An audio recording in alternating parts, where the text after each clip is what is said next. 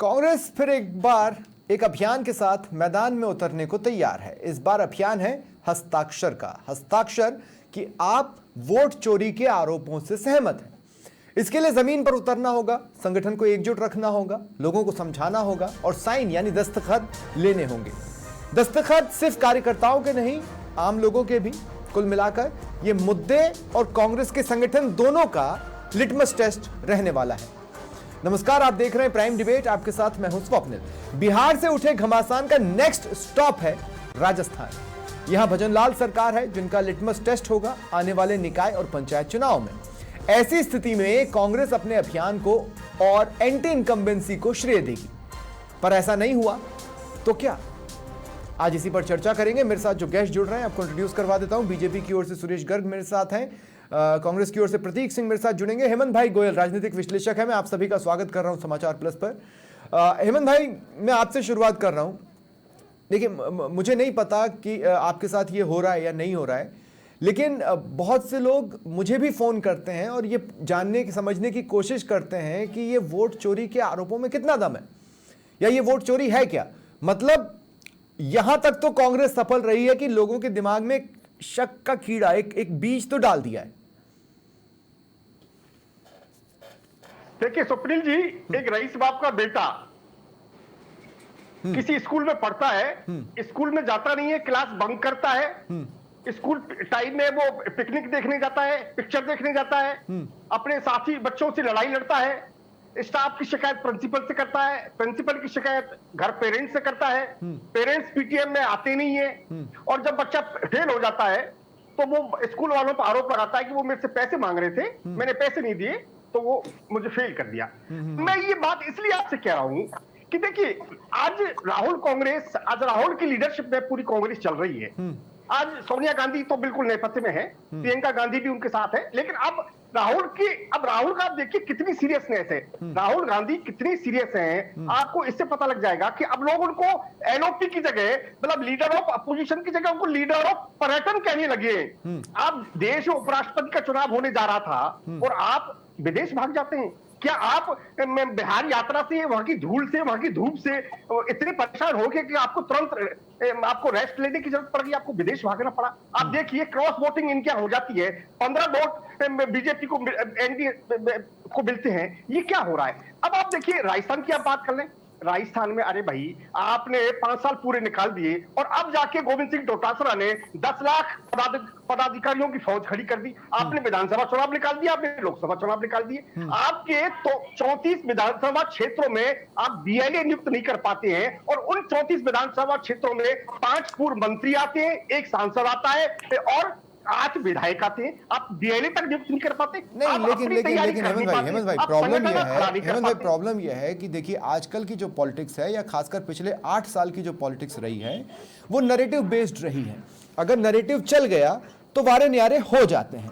मैं आपसे ये कह रहा हूं कि ये नैरेटिव चल रहा है। मुझे लगता है आपसे भी लोगों ने ये समझने की कोशिश की होगी कि भाई ये जो कह रहे हैं, ये वोट चोरी होती कैसे है, और वो जो इतने सारे सबूत लेकर आए थे और फिर एक फीकी सी चुनाव आयोग की एक पीसी हुई थी। मुझे लगता है कि उस बात को ये ज्यादा से ज्यादा एनकैश करना चाहते हैं कि लोगों के दिमाग में शक तो पड़ चुका है। मैं ये कह रहा हूं कि वो सक्सेसफुली लोगों के दिमाग में शक डाल चुके हैं, और अगर कुछ बचा होगा तो वो इन अभियानों से हो जाएगा। नहीं, ये आप ठीक कह रहे हैं कि नैरेटिव बेस्ड इस समय पॉलिटिक्स चल रही है, बिल्कुल सही कह रहे हैं। और जो हमने देखा कि 2024 के लोकसभा चुनावों में जिस तरह संविधान खतरे में है, संविधान को बदला जाएगा, जिस तरह से वो नैरेटिव जो इन्होंने चलाया, निश्चित रूप से इनका चला, और उसी नैरेटिव को लेकर ही उत्साहित है, और अब ये जो नया ये अभियान खड़ा कर रहे हैं। लेकिन आप कह रहे हैं ना कि लोगों के फोन, मेरे पास लोगों के फोन आते हैं, मैं लोगों को पूछता हूं क्या वोट चोरी हो रहे हैं? वो कह रहे हैं कि सब वोट चोरी हो रहे हैं। अब क्या बात कर रहे हैं? अरे आप उस जमाने को याद करें जब मतपेटियां चोरी होती थी, बूथ लुट जाया करते थे, बूथ कैप्चर हो जाया करते थे, किस तरह की आगजनी झगड़े हुआ करते थे। अरे भाई, कितना सुधार चुनाव आयोग ने किया, और सुधारों की गुंजाइश तो हमेशा रहेगी। अब आप वोट चोरी की बात करते हैं। अरे भाई, 2023 का विधानसभा चुनाव किसके नेतृत्व में लड़ा गया? कांग्रेस की मशीनरी थी ना, जो पूरी चुनाव की मशीनरी थी वो तो कांग्रेस की वैन थी। फिर क्या ये माना जाए कि कांग्रेस ने सतीश पूनिया, राजेंद्र राठौर जैसे दिग्गज नेताओं को हरवा दिया वोट चोरी करके? और 2024 में तो भजनलाल सरकार थी, अगर वोट चोरी करते तो 2 बार से जो 25-25 सीट बीजेपी को मिल रही थी लोकसभा में, वो 14 पर क्यों अटक जाती? तो ये तमाम बातें लोग समझ रहे हैं, लोग इतने बेवकूफ नहीं है, हमारी देश की जनता बहुत मैच्योर्ड है। और जो लोग सुनिए, और जो लोग इस देश को नेपाल की राह पर ले जाना चाहते हैं, बांग्लादेश की राह पर ले जाना चाहते हैं, श्रीलंका की राह पर ले जाना वो तो चाहते हैं, पॉसिबिलिटी नहीं है, वो पॉसिबिलिटी नहीं है। यहाँ लोकतंत्र की जड़ें बहुत ज्यादा गहरी हैं और उस तरह के हालात तब बनते हैं जब कहीं से कोई रास्ता नजर ना आए। हमारे देश में हर कंडीशन पर कोई ना कोई रास्ता नजर आता है, इसलिए इसका नेपाल बन जाना, बांग्लादेश बन जाना, श्रीलंका बन जाना ये नेक्स्ट टू इम्पॉसिबल है। फिलहाल तो है, अगले 10-12 साल तो पॉसिबल नहीं है, इसकी गारंटी हम ले सकते हैं। प्रतीक सिंह मेरे साथ जुड़ चुके हैं। प्रतीक जी, आपका भी स्वागत है समाचार प्लस पर। उससे पहले सुरेश गर्ग जी, मैं आपके पास आ रहा हूं। सुरेश गर्ग जी, देखिए क्या है कि कुछ तो हुआ है ऐसा कि कांग्रेस जो नैरेटिव बनाना चाहती है वो बना ले जाती है, इसके बावजूद भी कि आपके पास एक ऐसा चेहरा है जो बोल दे उसके पीछे बहुत से लोग खड़े हो जाएं। अगर उसके बावजूद भी नैरेटिव बन रहे हैं तो खतरा तो है आपके लिए। ये कौन सा नैरेटिव, कौन सी वोट चोरी, मुझे बता दीजिए कौन सी वोट चोरी? वोट चोरी तो 1983 में हुई थी, जब विदेशी नागरिकता प्राप्त महिला को यहाँ पे वोटर लिस्ट में नाम ऐड किया था, तब हुई थी वोट चोरी थी। अब बता दीजिए क्या विदेशी नागरिकता प्राप्त जिसकी हिंदुस्तान की सदस्यता नहीं है, हिंदुस्तान की नागरिकता नहीं है, वो वोट देने का अधिकार कैसे हो सकता है? तो इनकी मानसिकता ये है कि देश के लोग हिंदुस्तान में वोट करें, तो इनके लिए नहीं, तो ये वोट चोरी है। कर्नाटक के अंदर तो इनकी सरकार थी ना 2024 में, 2024 में कर्नाटक में इनकी सरकार थी। कर्नाटक के मंत्री ने ये कह दिया कि साहब कर्नाटक में तो हमारी सरकार थी, वोट चोरी कैसे हो सकती है वहाँ पे? अगर वोट चोरी हो रही तो ये तो हमारी भी गलता है, तो उसको बेचारे को डिसाइड करना पड़ा। ये इतनी राहुल गांधी की मानसिकता पता नहीं कहाँ, मतलब आप देखो राहुल नहीं, लेकिन सुरेश भाई, अगर हस्ताक्षर अभियान में एक अच्छा खासा नंबर ये जुटाने में सफल रहे तो इसका मतलब ये है ना कि लोगों के बीच में वो बातें हो रही हैं। आप सोशल मीडिया पर जाइए, हो रही हैं। उन्होंने शक का बीज अगर डाला है, वो पेड़ बनता है या नहीं बनता है, फल निकलते हैं या नहीं निकलते हैं, बात की बात है, लेकिन बीज अंकुरित हो गया है। बिहार के अंदर इन्होंने यात्रा निकाली, हाँ। और बिहार में यात्रा का किस तरह से कहा किया, मोदी जी की माता को गाली देके किस तरीके से बिहार के अंदर इन्होंने अपनी यात्रा का समापन किया। फिर महंगाई के मुद्दे में जयपुर के अंदर एक बहुत बड़ी रैली करने का ये कहते कि उन्होंने लाखों की संख्या में इकट्ठे किए थे। और क्या किया था इन्होंने? महंगाई के मुद्दे पे राहुल गांधी की एक शब्द नहीं बोले, हिंदू और हिंदुत्व की बात चले गए, समझ नहीं आया लोगों के। तो मुद्दा कहाँ है? कांग्रेस पर मुद्दा नहीं होती, कांग्रेस की स्थिति क्या है? इनके नेता आपस में देख लीजिए, आप आपस में बोलचाल नहीं है। पहले भी देखा होगा अगर निकम्मा बोलना, नहीं, बोलचाल नहीं है मतलब क्या है, किन में बोलचाल नहीं है? अब आप अशोक गहलोत और सचिन पायलट को साथ देख चुके हैं, आप टीकाराम जूली, गोविंद सिंह डोटासरा को साथ देख चुके हैं। दूसरी जहां तक बात है साहब, ये एकजुट नजर आते हैं कल परसों की। तो आपकी जो हेडलाइंस थी कि प्रभारी साहब गुस्सा होकर निकल गए, एकजुट तो आप नजर नहीं आ रहे हैं। टीकाराम जूली जी ने विधानसभा के अंदर माफी मांग ली, उसके बाद में डोटासरा जी ने विधानसभा में आना बंद कर दिया कि उसने माफी कैसे मांग ली। मेरे वसुंधरा राजे तो आई नहीं रही है, वसुंधरा राजे तो आई नहीं रही है, उनकी तरफ से कोई प्रश्न भी नहीं लगाया गया। गोविंद सिंह डोटासरा ने प्रश्न तो लगाया, बाहर से ही लगाया, लेकिन लगाया तो था, लेकिन किसी दूसरे ने उस पर क्वेश्चन किया। वसुंधरा राजे आ रही है क्या? अनिता भदेल जी आई क्या? खैर अनिता भदेल जी के हस्बैंड बीमार है, मैं ये नहीं कहता, लेकिन आई तो वो भी नहीं, तो वो इशू कैसे हो सकता है? यही कह रहा हूँ स्वर्णिम जी, मैं यही कह रहा हूँ कि नेतृत्वहीन है इनके नेता। ठीक है, बार बार बाहर विदेश चले जाते हैं, ठीक है, महीने के अंदर कितनी बार गए, ठीक है, रोज वोटिंग होती है। ये कहते हैं कि हम मजबूत है, हमारा संगठन मजबूत है, हमारा इंडिया गठबंधन है वो मजबूत है, तो कहाँ पे भी 15 वोटों की रोज वोटिंग हो गई। ठीक है सुरेश भाई, अब मैं आपको रोक रहा हूँ, अब मैं प्रतीक सिंह को इस डिबेट में शामिल करना चाहता हूँ। प्रतीक भाई, आप जान रहे हैं ना, ये बहुत बड़ा लिटमस टेस्ट है, क्योंकि कांग्रेस के कुल जितने भी कार्यकर्ता है उसको हटा के आपके साइंस गिने जाएंगे। आप समझ रहे हैं मेरी बात? स्वप्निल भाई, अभी जो सारे सवाल उठे, सबसे पहले तो मैं उन पे बात कर लूं, और मैंने किसी के बीच में कोई इंटरप्ट किया नहीं, तो मैं ये आशा करता हूं कि मेरे बीच में भी कोई बोलेगा। मैं भी यही आशा कर रहा हूं। अब सुरेश गर्ग जी एक बात कह रहे थे कि 1980 के अंदर हुआ था और एक सोनिया गांधी जी के लिए कि वो विदेशी नागरिक रहते हुए किस तरीके से सम्मिलित हो गई। तो इनके झूठ का बस्ट मैं यहाँ कर देता हूँ। जो national capital territory of Delhi है, जो ये लिखा करके, और जिन्होंने अनुराग ठाकुर जी ने दिखाया था, ये आप देख लीजिए डॉक्यूमेंट, इसके अंदर लिखा हुआ है national capital territory of Delhi. ये तो 1993 में बनी है और ये डॉक्यूमेंट बता रहे हैं 1980 का। तो ये झूठ तो यहीं पे इनका बस्ट हो गया। ठीक है। उसके बाद में क्या हुआ, दिल्ली कोर्ट के अंदर, दिल्ली हाई कोर्ट के अंदर एक PIL लगी इसी के लिए, और उस PIL में ये बोला गया कि सोनिया गांधी जी ने उस वक्त में विदेशी नागरिक रहते हुए अपने वोटिंग लिस्ट में नाम लिखा लिया था, तो वो PIL कैंसिल हो गई। ये खबर, ये लीजिए, ये भी देख लीजिए। तो ये इनके झूठ का पुलिंदा तो मैं यही लेकिन इंदिरा गांधी वाला फैक्ट तो सभी जानते हैं ना प्रतीक भाई, इंदिरा गांधी वाला फैक्ट तो सभी जानते हैं, उसमें तो कोर्ट ने भी एंडोर्स किया। अब बता देता हूं, चलिए उस पे भी आ जाता हूं। इंदिरा गांधी जी वाला जो फैक्ट था वो ये था कि किसी सरकारी अधिकारी ने, जहां रैली हो रही थी, वहां पे जो मंच लगा था वो सरकारी खर्चे से लगा दिया था। उसके अंदर कोई वोट चोरी का मामला नहीं था। आप बोलेंगे तो मैं आपको कोर्ट का ऑर्डर भेज दूंगा, उसके अंदर कोई वोट चोरी का मामला नहीं। ठीक है। वोट चोरी का मामला ये है, अब आप ये कह रहे थे कि राजस्थान में इनकी सरकार थी, मैं बता रहा हूँ, मैंने खुद ने वोटिंग लिस्ट, अब देखिए बीच में, अब देखिए वो कर्नाटक वाला इशू उठा रहे हैं, कर्नाटक वाला पॉइंट जो उन्होंने कहा था। मैं आऊंगा कर्नाटक पे भी आऊंगा, मैं कर्नाटक में सब बात पे आऊंगा। मैं लेकिन प्रदीप भाई, आप मेरे सवाल पर भी तो आ जाए। मैं ये कह रहा हूँ कि ये अब आप लोगों का लिटमस टेस्ट है। लिटमस टेस्ट इस तरीके से कि आप अपने कार्यकर्ताओं को हटा के कितने साइन ला पाते हैं, मुझे वो देखना है। बीजेपी के स्वप्निल भाई, अभी बीजेपी के दोनों प्रवक्ताओं ने बोला कि वोट चोरी नहीं हो रही, तो मैं बता रहा हूँ वोट चोरी कैसे हो रही है, वो बता रहा हूँ मैं आपको। जयपुर ग्रामीण के अंदर, प्रतीक जी मैं बीजेपी का प्रवक्ता नहीं हूं, मैं बीजेपी का प्रवक्ता नहीं हूं। मैंने खुद ही करेक्ट कर लिया हेमंत भाई। अरे आप गलत बोलेंगे तो हेमंत भाई, मैंने खुद ही करेक्ट कर लिया ना, मुझे बोलना पड़ेगा। मैंने खुद करेक्ट किया, आप सुनिएगा रिकॉर्डिंग में, मैंने खुद करेक्ट कर लिया है। रुक जाइए हेमंत भाई। हाँ प्रतीक जी कंप्लीट करें। स्वप्निल भाई, मुझे बड़ी उत्सुकता हुई तो मैंने जयपुर ग्रामीण की एक, जहां पे बाल मुकुंदाचार्य जी खुद वोटर हैं, उसकी वोटिंग लिस्ट खोली। तो आपको बड़ा अचंभा होगा वो जान करके, उस बूथ के अंदर जहां पे बाल मुकुंदाचार्य जी खुद वोटर हैं, उस बूथ के अंदर है 1320 वोटर, और उसमें से 130 वोट, मतलब लगभग 10% उनके मकान नंबर क्या है, या तो 0 है या 6 बार 9 है। तो आपने कभी देखा है 6 बार 9 किसी के मकान नंबर? अगर आपने देखा हो तो मुझे बता दीजिए। क्या कर रहा था? 999999 किसी का है? हाँ तो मैं तो कह रहा हूँ ना, 2 मिनट। तो प्रतीक भाई, इसका सबसे अच्छा तरीका है ना कि SIR हो जाने देते हैं, दूध का दूध और पानी का पानी हो जाएगा। आप तो SIR का ही विरोध कर दे रहे हैं। मेरी बात पूरी करने ही नहीं दे रहे आप लोग कभी, इसीलिए मैं बोल रहा हूँ, आप मुझे मेरी बात पूरी करने दीजिए, मैं उस पर भी आऊंगा, मैं किसी मुद्दे से नहीं भागूंगा।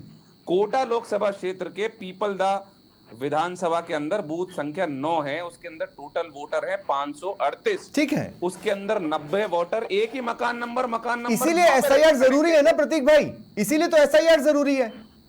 चलिए अब आपकी बात पे आता हूं मैं। SIR इसलिए, अच्छा मैं आपकी बात पे आ जाता हूं। SIR जरूरी है, बिल्कुल जरूरी है। SIR के लिए हमने बिहार में भी मना नहीं किया, हमने सिर्फ उसकी टाइमिंग पे, और जो डॉक्यूमेंट वो नहीं एक्सेप्ट कर रहे थे, बाद में सुप्रीम कोर्ट का डंडा चलने के बाद में आधार कार्ड एक्सेप्ट किया, उसके लिए बात कर रहे थे। SIR अगर आप करा रहे हैं तो क्या 2024 का चुनाव नल एंड वॉइड हो गया? इसका मतलब वो वोटिंग लिस्ट फर्जी थी ना।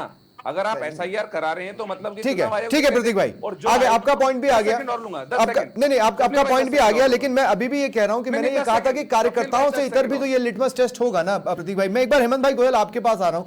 हेमंत भाई गोयल, मैं देखिए मैं आपको एक बात स्पष्ट तौर पर बोल दूं कि अगर हम इसको भले ही नैरेटिव माने, सच्चाई माने, झूठ माने, जो भी माने, अगर ये पब्लिक के बीच में डिस्कशन का मैटर है तो इसका मतलब यह है कि अपना सोल्यूशन मांगता है। आज पब्लिक इस पर डिस्कशन तो कर रही है, भले ही मजाक उड़ाने के नाम पे कर रही हो, या सवाल पूछने के नाम पर कर रही हो, या कुछ जानकारी जुटाने के नाम पर कर रही हो। और सबसे अहम बात कि इलेक्शन कमीशन के PC के बाद उस टॉपिक पर फुल स्टॉप लगना चाहिए था, लेकिन इलेक्शन कमीशन ने बहुत सी चीजों को डॉज किया, जिसकी वजह से नैरेटिव बनाना और आसान हो जाएगा, है ना हेमंत भाई? तो क्या बीजेपी आपको अनकंफर्टेबल नजर आ रही है इस मुद्दे पर? स्वप्निल जी, मैंने ये कभी नहीं कहा, और कोई भी कहेगा कि क्या चुनाव आयोग में सुधार की आवश्यकता नहीं है, और लगातार हो रहे हैं। और चुनाव आयोग जो एसआईआर था वो यही तो एक्सरसाइज कर रहा था ना भाई। अरे भाई अभी आप जो 0099 की बात कर रहे थे, अब आप देखिए गांवों में मकानों के नंबर होते ही नहीं है, लेकिन अब चूंकि ऑनलाइन सिस्टम में कंप्यूटर में आपको मकान नंबर कुछ तो डालना पड़ेगा, तो वो 00 उसमें डाला जाता था। अरे गांवों में मकान नंबर है ही नहीं भाई, मेरा खुद का गांव का मकान का कोई नंबर नहीं है। तो ये तमाम फिर मुझे आप बता दीजिए। नहीं, फिर इमेजिन कीजिए हेमंत भाई, विपक्ष ने एक कंटेंट उछाला या एक टॉपिक उछाला। प्रतीक भाई 2 मिनट रुकिए। विपक्ष ने एक कंटेंट उछाला, एक टॉपिक उछाला, ठीक है। आप आराम से बिहार में इतने लंबे समय से आप वहीं पर हैं, आप उसी के विकास पर टिके रहकर चुनाव लड़ सकते थे, लेकिन आपने क्या पकड़ा? एसआईआर, कांग्रेस का इतिहास, एसआईआर पर कांग्रेस का स्टैंड, आरजेडी का स्टैंड, और अब आपने जो कि एक बहुत ही मतलब निम्न स्तर का घटनाक्रम रहा है, वो गाली वाला प्रकरण और उसके बाद एआई वाला वीडियो, आपने इसको पकड़ के रखा है। आप अपने विकास पर नहीं गा रहे हैं। इसका मतलब है कि वो टॉपिक्स जो कांग्रेस या आरजेडी ने उठाए हैं वो आपको अनकंफर्टेबल कर रहे हैं। आप चाहते हैं कि किसी तरीके से लोगों का ध्यान इससे शिफ्ट हो जाए। नहीं, लेकिन नहीं हो पा रहा ना। बिहार से इन्होंने शुरुआत करी वोटर अधिकार यात्रा की, लेकिन बिहार में ही इसकी हवा निकल गई। और वो जो उनके आरजेडी की सहयोगी है ना, वो तेजस्वी यादव, वो तो खुद कहते हैं कि मुझे सीएम फेस घोषित करिए, वरना मैं तो कुछ नहीं मानता। वो खुद कहते हैं, तो इनकी हवा तो वहां निकल चुकी। और रही सही हवा कर्नाटक के मंत्री ने निकाल दी कि भाई हमारी सरकार थी, हम लोग क्या कुछ नहीं कर पाए। मैं बार बार कहता हूं कि क्या पॉलिटिकल पार्टी इस देश की नहीं है? क्या कांग्रेस के नेता इस देश के नागरिक नहीं है? क्या हमारी ड्यूटी नहीं बनती क्या कि हम सुधार की दिशा में चुनाव आयोग का सहयोग करें? ठीक है, डीएलए क्यों नहीं नियुक्त करते? हम डीएलए नियुक्त करेंगे तो चुनाव आयोग। पर मैं ये कहता हूं कि ये एकाएक इतने सालों में उठकर इस बार हम इंटेंसिव जांच करेंगे और बाकी हम रूटीन पर चलेंगे। इंटेंसिव जांच तो हर पल होनी चाहिए, आखिर ये लोकतंत्र का सबसे बड़ा पर्व है। ऐसे में चुनाव आयोग को कम क्लीन होने की जरूरत है। लेकिन सुरेश गर्ग जी, अब मेरा सवाल आपसे है। सुरेश भाई, मैं ये नहीं समझ पा रहा हूं कि कांग्रेस जो पिच बना रही है, आप ये क्यों कोशिश कर रहे हैं कि उस पिच को उबड़ खाबड़ साबित करें और एक नई पिच बनाएं?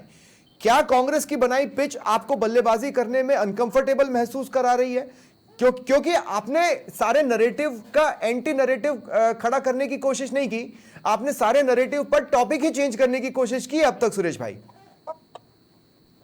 नहीं, हमने टॉपिक का चेंज किया। अब आप ये बताइए, अभी प्रतीक जी ने सरासर झूठ बोला। इन्होंने बोला कि साहब इन्होंने बोला कि सोनिया गांधी का वोटर लिस्ट में नाम ही नहीं था नागरिकता के पहले। 1980 के अंदर सोनिया गांधी का वोटर लिस्ट में नाम था, नहीं था। झूठ है ये, झूठ है ये। नहीं, मैं थोड़ा सा करेक्ट कर देता हूं सुरेश भाई।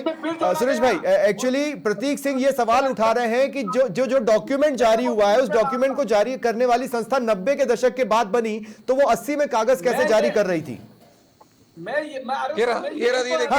है प्रतीक भाई, मुझे याद है आपने जो बोला है। हाँ, क्या है स्वर्णिम भाई, ये झूठ क्या कि जैसे वो ये रही, देखिए राहुल गांधी झूठ बोल रहे हैं। अरे प्रतीक भाई 2 मिनट रुकिए ना। प्रतीक भाई मैंने किसी को आपके बीच में भी नहीं बोलने दिया। मुझे याद है आपने क्या नहीं, तो ये जाता इस्तेमाल नहीं करें। ये इनको बोलिए कि तमीज से बात करें। राहुल गांधी जाता है, क्या होता है ये, क्या होता है ये? और आपको आपत्ति करनी चाहिए थी, मुझे आपत्ति करनी। अरे प्रतीक भाई, सुनने देंगे तो मैं आपत्ति करूंगा ना। 2 मिनट तो रुकिए, मैं सुन ही नहीं पाया हूँ। हाँ, तेजस्वी यादव के 2 वोटर आईडी कैसे होना?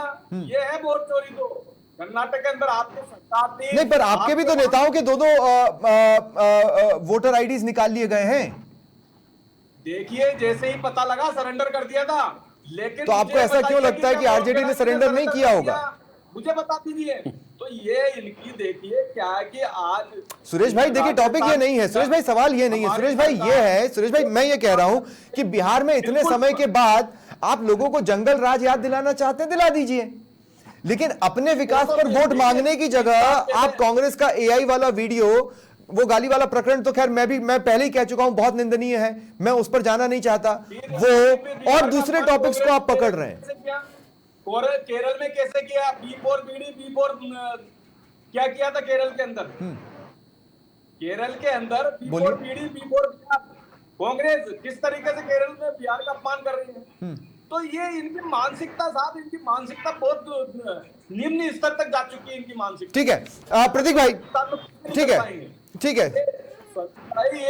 है सुरेश भाई, अब मैं आपको रोक रहा हूं। ठीक है सुरेश भाई, अब मैं आपको रोक रहा हूं। प्रतीक भाई, मैं आपके पास आ रहा हूं। मुझे भी ये लग रहा है कि कांग्रेस बार बार पिच क्यों बदलना चाहती है। मैं ये इस सेंस में पूछ रहा हूं कि एक पिच पर खेलते खेलते लगातार डिबैकल क्यों, कि चलो हम बीच में एक छोटा सा नया पिच बनाकर देख लें। स्वप्निल भाई, मैं आपको बता दूं, अपनी जो हम चारों लोग यहाँ बैठे हुए हैं उसमें से मुझे नहीं लगता कि आप जो 3 लोग हैं उनका बिहार से कोई रिश्ता है। मेरा ससुराल जो है, मेरी वाइफ का जो घर है वो बिहार के अंदर है, तो मैं अक्सर आता जाता रहता हूँ। और वहां पे हर एक व्यक्ति इस वोट चोरी की और इस SIR की बात कर रहा है। ये तो मैंने शुरू में ही कह दिया। सारे लोगों, हाँ जी, ये तो मैंने शुरू में ही कह दिया। मैं कहां मना कर रहा हूं, मैं तो इस बात को स्वीकार कर रहा हूं। लोग मुझे भी फोन कर रहे हैं, पर मुझे ऐसा लगता है कि आपने लोगों के दिमाग में शक का कीड़ा डाला है। हर एक व्यक्ति इस बात से चिंतित है कि वोट चोरी हो रहा है, और तथ्य के साथ में हमने बताया, जो तथ्य हमने दिए थे वही बात। सुरेश भाई 2 मिनट देखिए, बीच में बोलना नहीं, लेकिन प्रतीक भाई, मैं आपसे ये कह रहा हूं कि मुझे ऐसा लगता है कि आपने लोगों के दिमाग में शक का कीड़ा डाला है। पहले बीच में टोका टाकी हो जाता है। अरे प्रतीक भाई, मैं पूछ रहा हूं, 10 सेकंड में मेरी बात तो करनी चाहिए। मैं आपसे पूछ मैं रहा ये हूं, कह रहा हूं कि राहुल गांधी जी ने जो तथ्य दिए थे वो तथ्य अनुराग ठाकुर जी ने दिए। तो अनुराग ठाकुर जी से क्यों नहीं हलफनामा मांगा, सिर्फ राहुल गांधी जी से क्यों मांगा? तो जो चुनाव आयोग की निष्पक्षता थी वो तो वहीं दिखाई दे गई ना, उसके अंदर तो कोई दोहरा ही नहीं है। और अभी 17 सितंबर आ रही है, फिर एक लेके आएंगे, फिर दोबारा एक और खुलासा करेंगे। 17 सितंबर। दादा एक बात बताता हूँ, ये हाइड्रोजन बम है तो एक बार में मार के खत्म करो ना। ये बार ये क्या टाइमिंग पर सवाल उठाने वाले खुद ही टाइमिंग अगर मुहूर्त निकाल रहे हैं तो ये क्या मतलब है? फिर तो लगता है ना कि उसमें कुछ ना कुछ पॉलिटिकल है या फिर कुछ ना कुछ फैब्रिकेटेड है। और क्या मीनिंग निकलेगा? स्वप्निल भाई, अगर नहीं, अगर फैब्रिकेटेड FIR दर्ज कराइए, जेल में डालिए। मैं कह रहा हूँ मैंने ट्वीट किया है ये सारे जो जयपुर ग्रामीण के अलवर के किए, अगर कोई गलत किया है मैंने तो मेरे खिलाफ FIR दर्ज करा करके मेरे को बंद कराइए ना। ठीक है, लेकिन इसके अंदर तथ्य है, अगर चुनाव आयोग ले लेता संज्ञान और ठीक है प्रतीक भाई, मैं अब क्लोजिंग कमेंट की तरफ जा रहा हूँ। हेमंत भाई गोयल, मैं आपसे एक ही बात कहना चाह रहा हूँ, वो जो भी शीट होगी या वो जो भी फाइल बनेगी, हजारों पन्नों की, लाखों पन्नों की, करोड़ों पन्नों की, मुझे नहीं पता कितने हस्ताक्षर हो पाते हैं, उसका निष्कर्ष क्या निकलेगा? मतलब ठीक है, बहुत से हस्ताक्षर अभियान हुए हैं इस देश में, ऐसा नहीं है, उसका निष्कर्ष क्या निकलेगा? कुछ नहीं। मुझसे पूछ रहे हैं आप? नहीं, मैं हेमंत भाई गोयल से बोल रहा हूं, उसका निष्कर्ष तो नैरेटिव ही है ना, या ये दस्तखत मुद्दे की नियति बता देंगे? हाँ स्वप्निल जी, बड़ा विषय ये है कि कोई रोगी ICU की जैसी उसकी कंडीशन खराब हो रही है, उसको तत्काल ऑक्सीजन की आवश्यकता है, और वो रोगी नीम हकीमों के पास दौड़ा जा रहा है। प्रश्न ये है, अरे कांग्रेस को ये सब करने की आवश्यकता तो कहां पड़ गई? अरे वो संगठन को मजबूत कर ले भाई, अपना फुल टाइमर नेता लेके आ जाए। उनके पास फुल टाइमर नेता है नहीं, उनके संगठन 25 लोग इकट्ठा याद कर लो। अगर अशोक गहलोत केंद्र में चले जाते, राष्ट्रीय अध्यक्ष बन जाते, कांग्रेस की स्थिति अच्छी हो जाती ना। एक युवा को मुख्यमंत्री बनने देते। अरे आपस में इतने बैर भाव है कि कोई एक दूसरे की शक्ल देखना चाहता नहीं है। नहीं, पर हेमंत भाई गोयल, हेमंत भाई सॉरी, ये देखिए, मैं ये बता दूं कि 15 अगस्त के दिन भी राहुल गांधी स्वतंत्रता दिवस समारोह में शामिल नहीं हुए थे, और जिस कार्यक्रम की आपने बात की उस कार्यक्रम में भी वो शामिल नहीं हुए। मुझे लगता है कि ये टोकनिज्म है। टोकनिज्म इस तरह से कि साहब, जब हम कह रहे हैं कि लोकतंत्र खतरे में है और जब हम कह रहे हैं कि लोकतंत्र से इनको खतरा है, तो हम उनके साथ